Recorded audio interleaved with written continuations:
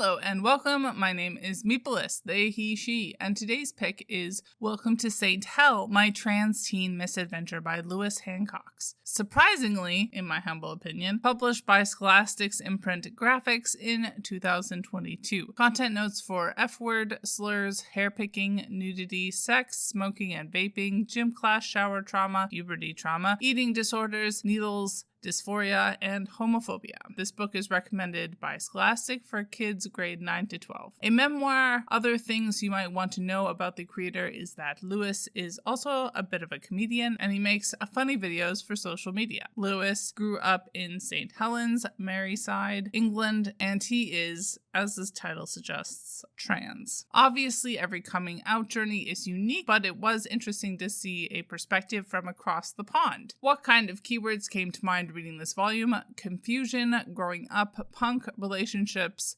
self-discovery, family, and drama. The summary is, quote, Lewis has a few things to say to his younger teen self. He knows she hates her body. He knows she's confused about who to snog. He knows she's really a he and will ultimately realize this, but she's going to go through a whole lot of mess. Some of it funny, some of it not funny at all, to get to that point. Lewis is trying to tell her this, but she's refusing to listen. In Welcome to St. Hell, author-illustrator Lewis Hancox takes readers on the hilarious, heartbreaking, and healing path he took to make it past trauma, confusion, hurt, and dubious fashion choices in order to become the man he was meant to be. It's a remarkable, groundbreaking graphic novel from an unmistakably bold new voice in comics. End quote. Certainly a heavy story to tell, Hancox seems to build in some distance by using a thick-lined, cartoonish style and a certain level of irreverence. And unlike some biographies, Hancox actively reflects on how his childhood looks like from the perspective of now being a fully transitioned adult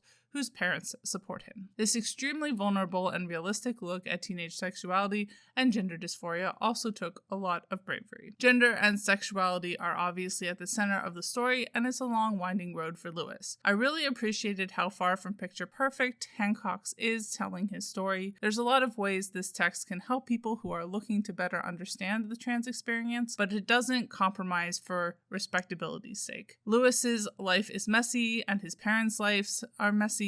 No one is perfect, and they all still make it through. Starting from a point where no one in his life, particularly himself, knew exactly what he was feeling, let alone what to do about it, Lewis's frustration is palpable. And knowing that Lewis is now in a much better place, this was one of the very few times where I saw a story tackle the issue of gender dysphoria during sex, and I appreciated it. Class was not explored in a highly political fashion, but the material lack of being somewhere beneath the middle class was still distinctly there. Although I feel like if I was from the UK, I might be able to read the clues a bit more precisely. It also doesn't help that I haven't written a review in almost a month, so I'm woefully removed from my read-through. Sigh. Race and disability were not explored at all as far as I can remember.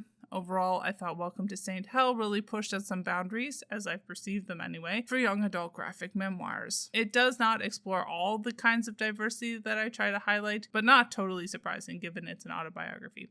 But for what Lewis does focus on, he goes incredibly deep. 5 stars. Bye y'all, keep reading, and stand with striking workers.